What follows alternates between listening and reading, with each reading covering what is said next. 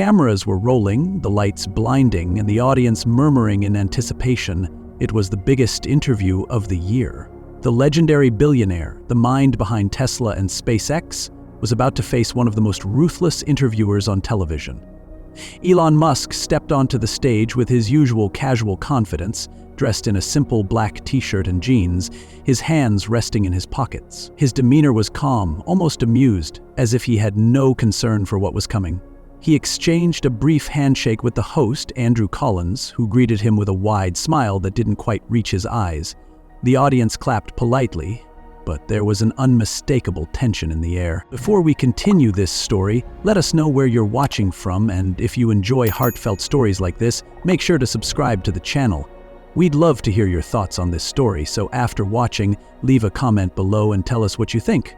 And don't forget, tomorrow, we have another inspiring story just for you. Collins was known for his aggressive style, a journalist who had built his career on tearing apart high-profile guests, exposing hypocrisy, and pushing them into corners they couldn't escape from. But tonight, he wasn't just facing a politician or a celebrity looking to salvage their image. He was facing Elon Musk, a man who thrived on unpredictability, who could turn any moment into an opportunity, and Collins knew it. He had spent weeks preparing for this, digging up every piece of controversy, every failed promise, every scandal linked to Musk's name. The interview started smoothly, with Collins pretending to admire Musk's achievements. "Elon, it's an honor to have you here. You've built rockets, electric cars, AI companies. Some say you're a modern-day Edison, others compare you to Howard Hughes. How does it feel to be at the center of so much innovation?" Musk tilted his head slightly, his lips curving into a small smirk. "I don't really think about it like that. I just like building things that are useful." The audience chuckled, but Collins was already setting his trap. He leaned forward, his smile sharpening. "And yet, for all the innovation, there are people who say you've lost touch with reality, that you live in a bubble of billions while regular people struggle with rent and rising costs. You talk about Mars, but some can't even afford gas. What do you say to them?" The mood shifted. The audience stopped chuckling. The real interview had begun. Musk's expression didn't change, but his eyes flickered with something unreadable. He knew exactly where this was going. The atmosphere in the studio was electric, charged with an anticipation that was almost palpable. Rows of audience members sat in carefully arranged tiers, their faces illuminated by the soft glow of studio lights, their attention fixed on the two men seated at the center of the stage.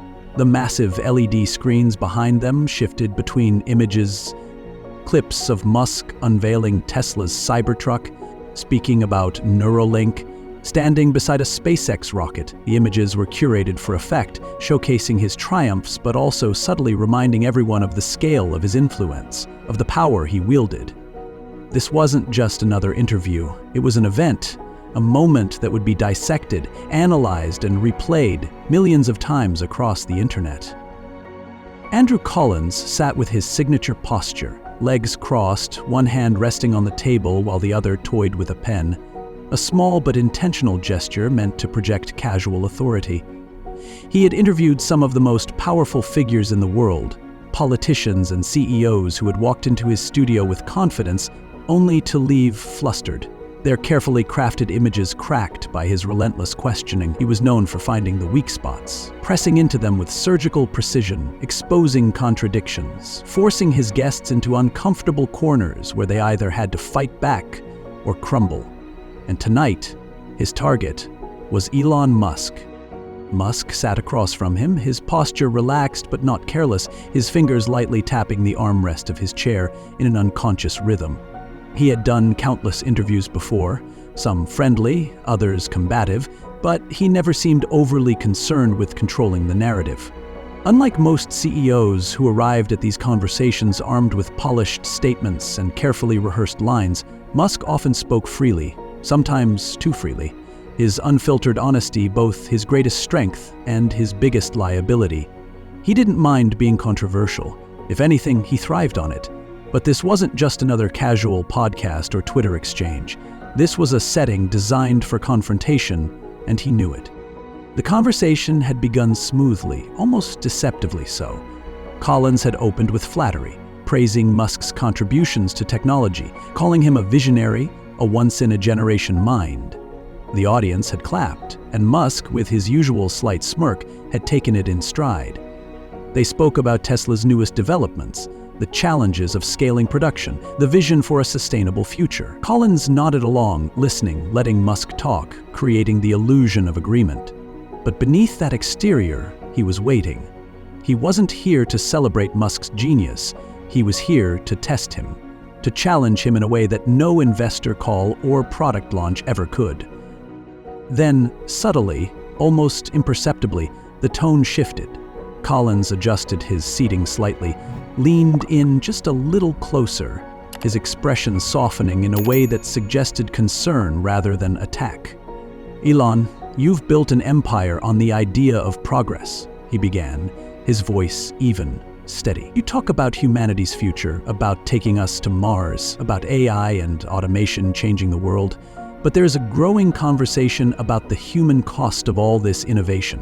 Some argue that while your companies push the boundaries of technology, they do so at the expense of the working class. That Tesla factories operate under extreme conditions, that employees work grueling hours with little security, that the dream you sell, the future you envision, isn't one that the average person will ever get to experience. What do you say to that?" The audience went still, sensing the shift. The easy part of the interview was over. This was the real beginning. The trap had been set, the first blow delivered not with outright aggression, but with carefully chosen words designed to corner Musk into a response. The question was loaded, layered with implication. It wasn't just about working conditions. It was about something larger. The idea that Musk, despite his claims of wanting to help humanity, was out of touch with the very people he claimed to be building for. Musk didn't answer immediately. He held Collins's gaze, his expression unreadable, his fingers still tapping lightly against the armrest. He had faced tough questions before, criticism that ranged from justified to absurd. But this wasn't just about facts. It was about perception, and Collins was an expert at shaping perception. Musk let the question linger in the air for a moment, his fingers still tapping against the armrest. The tension in the studio was growing, a silent expectation hanging over the audience as they waited for his response. He finally leaned forward slightly, his voice as calm as ever. "I think it's important to focus on the bigger picture. The goal has always been to push humanity forward, to create technology that benefits everyone, not just a select few. Yes, Tesla, SpaceX, and all my companies demand hard work. We're trying to achieve things that have never been done before. But the idea that we exploit people or that this future won't include them is just not true." Collins nodded, his lips curving into the faintest hint of a smirk, as if he had expected exactly that kind of answer. "But, Elon," he said, shifting slightly in his chair, "it's not just about working hard. There have been reports, investigations even, about safety violations, extreme deadlines, and employees being pushed to their limits. Some say your vision comes at too high a cost for the people making it happen. You're building rockets to Mars while factory workers are collapsing on production lines. How do you justify that?" The words cut through the air sharply, designed to stir the audience, to plant a seed of doubt. A murmur ran through the crowd. Musk didn't flinch, but his fingers stopped tapping. He studied Collins for a second, as if weighing whether to engage or dismiss the bait entirely. "Look," he said, exhaling slightly, "I won't deny that the work is challenging, but that's what happens when you're trying to do something revolutionary. Every great technological leap in history has required effort, has faced obstacles. No one at Tesla or SpaceX is forced to be there. They're some of the smartest, most passionate people in the world, and they believe in what we're doing. And by the way, if you actually look at the data instead of cherry-picking dramatic headlines, our safety record is better than most manufacturing industries." Collins was ready. "Better, sure," he said quickly, "but not perfect. In fact, some would say it's far from it. Last year, a report from former employees described an environment of relentless pressure and burnout culture. One worker even claimed that people are so afraid of missing quotas they don't even take bathroom breaks. So when you say they believe in the mission, are you sure it's not just fear keeping them in line? The shift in the audience was noticeable now. Some nodded, others frowned, while a few turned their heads toward Musk to see how he would react. It was a loaded question, worded to trap him, to make any answer seem either defensive or dismissive. Musk exhaled through his nose, his expression unchanged. "That's an exaggerated narrative," he said, his tone steady but carrying a slight edge now, and frankly it's misleading. In any high-performance company there will be pressure, it's the nature of innovation. But the idea that people are suffering, that they're being treated unfairly, just isn't accurate. Tesla employees are some of the best paid in the industry, with stock options that have made many of them wealthy. SpaceX engineers are doing things they once only dreamed about. If someone doesn't like the challenge, they're free to work elsewhere, but I don't think you'll find many who'd trade what they're doing for a typical 9 to 5. Collins wasn't letting up.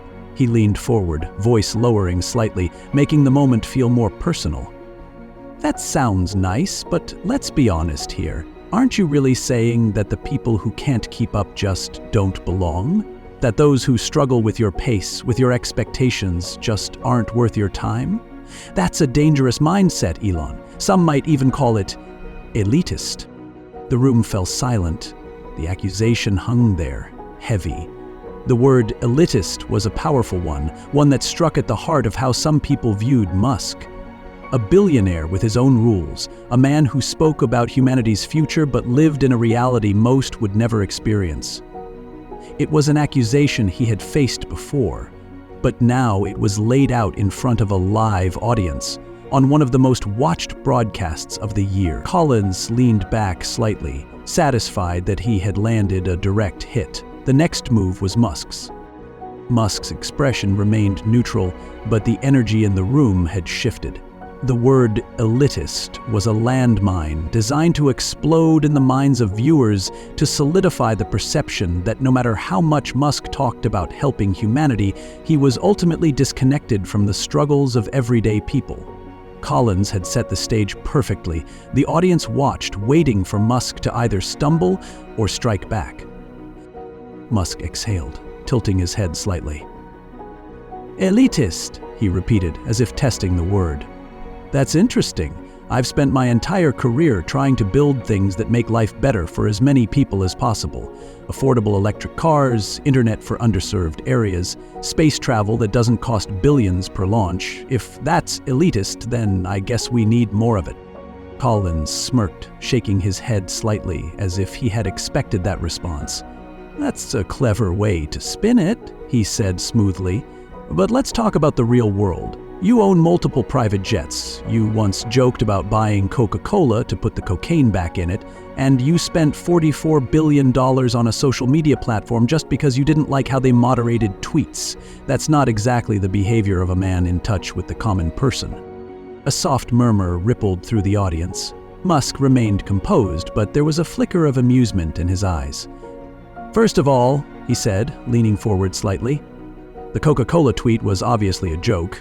But I did buy X, because I believe free speech is fundamental to a functioning society. If platforms can silence people for having the wrong opinions, that's a problem." Collins didn't miss a beat. "That's the justification you give," he said. "But in practice, some would argue you just wanted control, that you wanted to shape the narrative in your favor, and in the process, thousands of employees lost their jobs. Was that part of your vision for humanity?" Musk's fingers tapped against the chair again. The audience was tense now, fully engaged, leaning forward in their seats. Collins was good. He didn't just ask questions, he framed them in ways that made the answer almost irrelevant. No matter how Musk responded, the implication had already settled into the minds of viewers: power, control, and detachment from the consequences of his actions. Musk finally let out a short breath, his voice calm but edged with something sharper now. "Running a business isn't a charity operation, Twitter. Twitter was bloated, inefficient, and losing money at an unsustainable rate. If I hadn't made cuts, the company would have collapsed. The people who lost their jobs weren't let go out of cruelty, they were let go because keeping them would have meant the company itself wouldn't survive. And if X dies, then you don't have a truly open platform anymore. Maybe that doesn't matter to you, but it matters to me. Collins leaned back slightly, as if satisfied that Musk was finally showing some fire. You say that, but there are people who see you as reckless. Someone who makes decisions on impulse with no regard for the consequences. SpaceX blows up rockets and you call it learning? Tesla stock drops and you tell investors not to worry. You smoke weed on a podcast and nearly tank your company's valuation overnight. And yet, you position yourself as the man who will lead humanity into the future. At what point do we stop calling this visionary thinking and start calling it reckless arrogance? Musk chuckled softly, shaking his head. This is the problem with how people consume information, he said. They see headlines, they don't look deeper.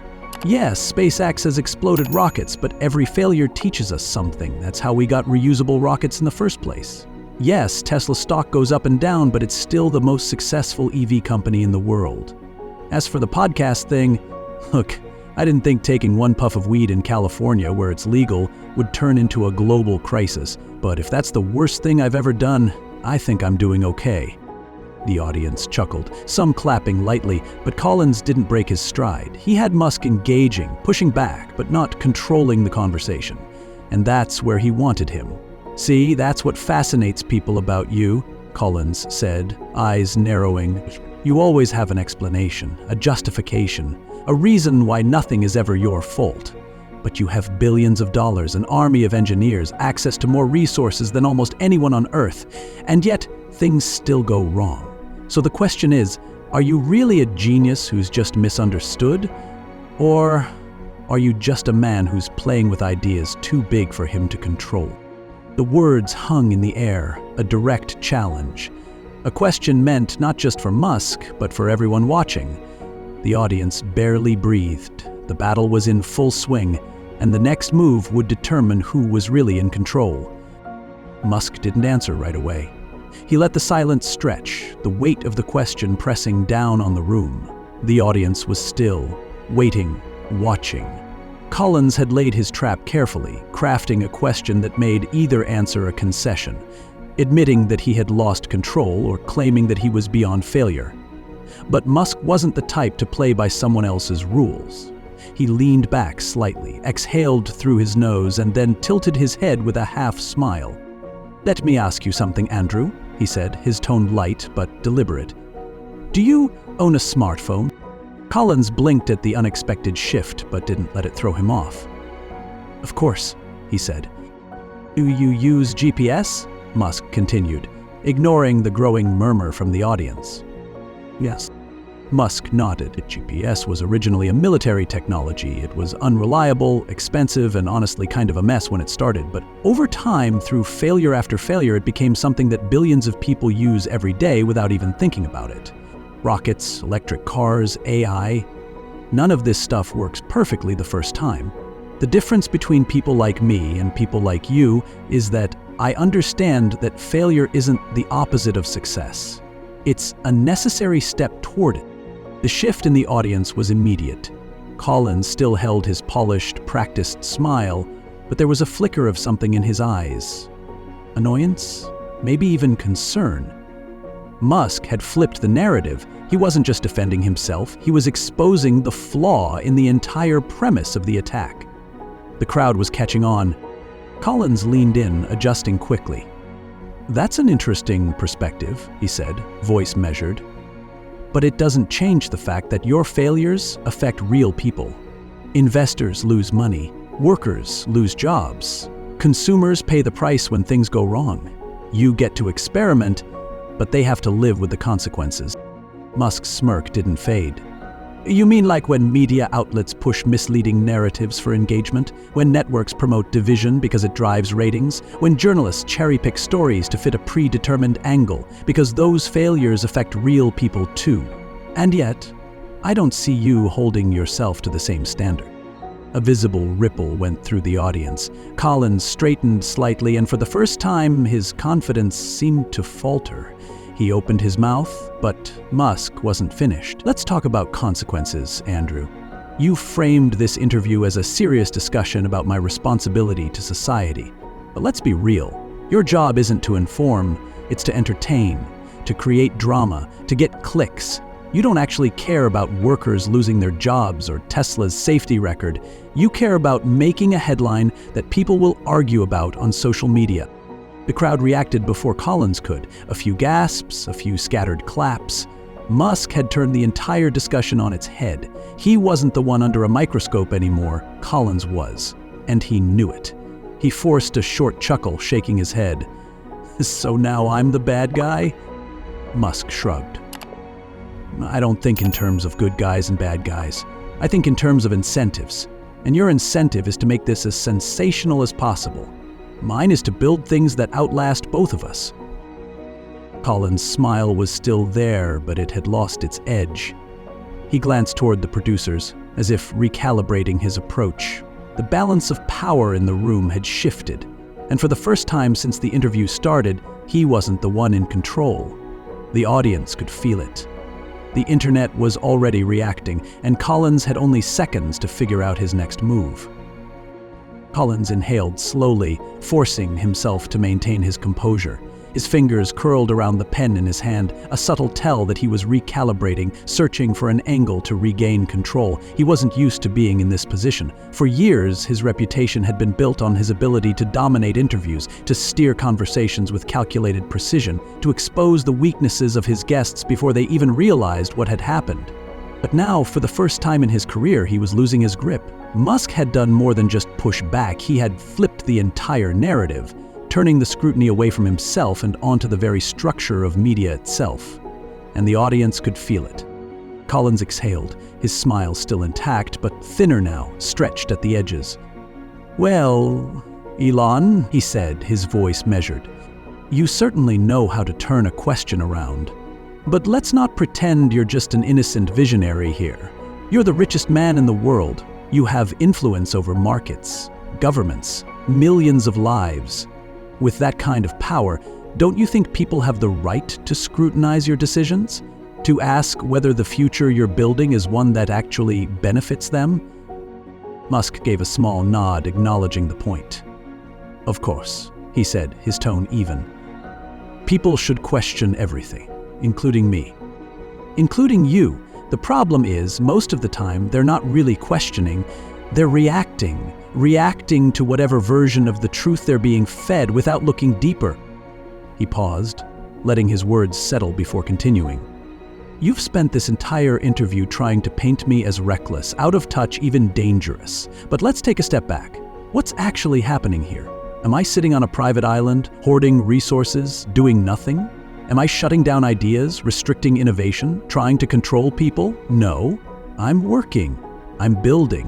I'm putting every ounce of time, energy, and capital I have into things that, if they succeed, will benefit billions of people. Can I guarantee that everything I do will work out perfectly? No. But I can guarantee one thing.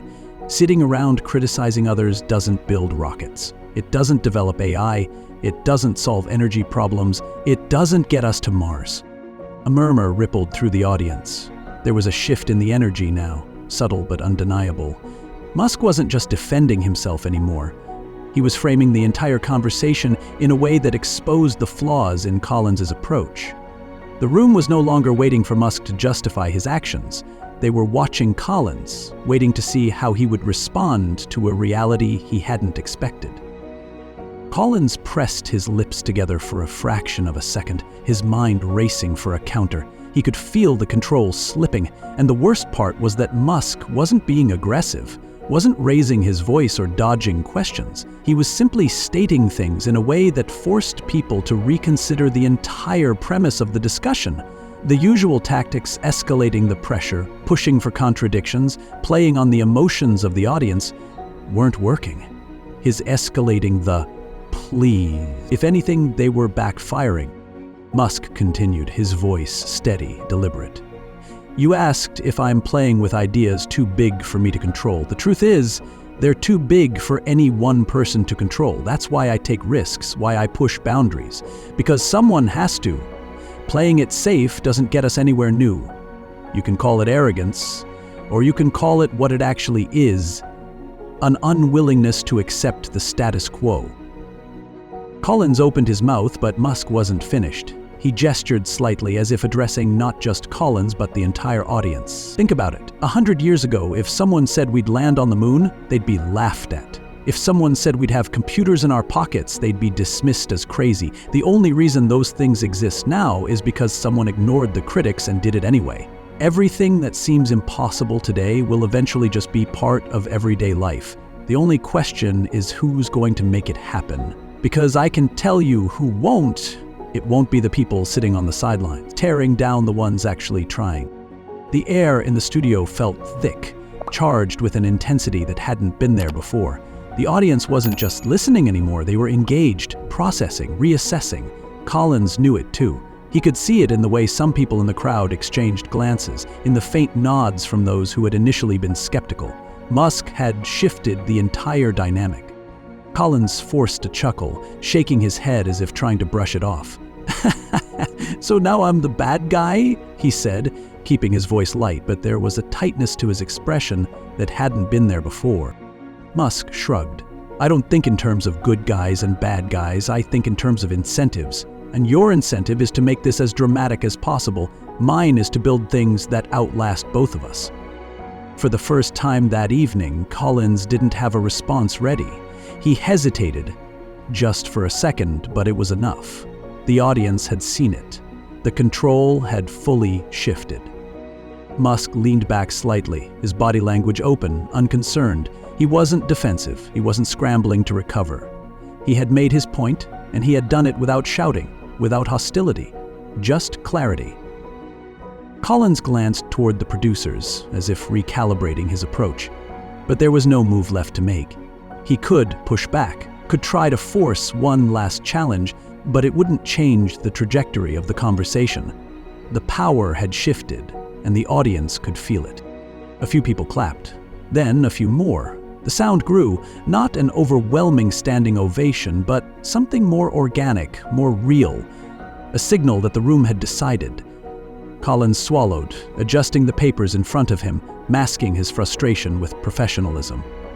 He would close the interview, say the right things, keep the conversation moving. But the damage was done. He had lost.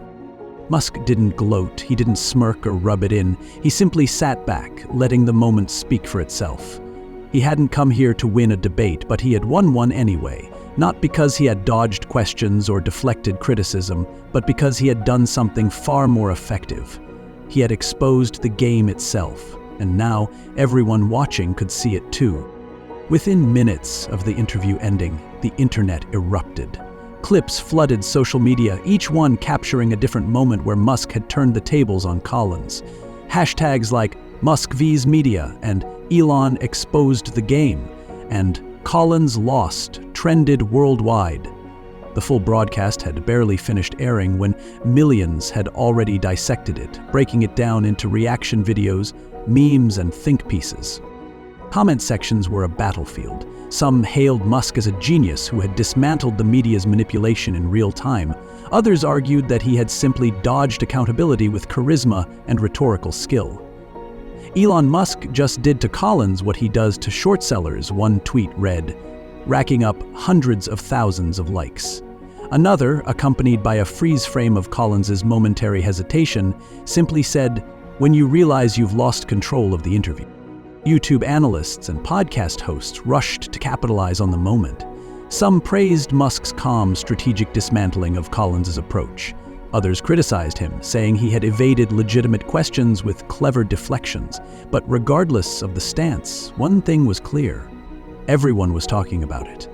The clip of Musk's final remark, "Sitting on the sidelines criticizing doesn't build rockets," became the most shared segment, with captions debating whether it was a profound truth or just a convenient dodge. Major news outlets scrambled to frame the aftermath. Some headlines declared Musk the winner, lauding his ability to outmaneuver a seasoned journalist. Others framed Collins as the underdog who had been steamrolled by a billionaire with an army of online supporters. Op-eds appeared overnight, dissecting every exchange, debating whether Musk had genuinely exposed media bias or if he had merely used his influence to dominate the conversation. Collins himself remained silent for hours, then issued a carefully worded response, insisting the interview had gone exactly as planned and that tough questions had been necessary. But the internet wasn't buying it. A clip resurfaced from a past interview where Collins had confidently said, "I control the narrative." The irony was too sharp to ignore.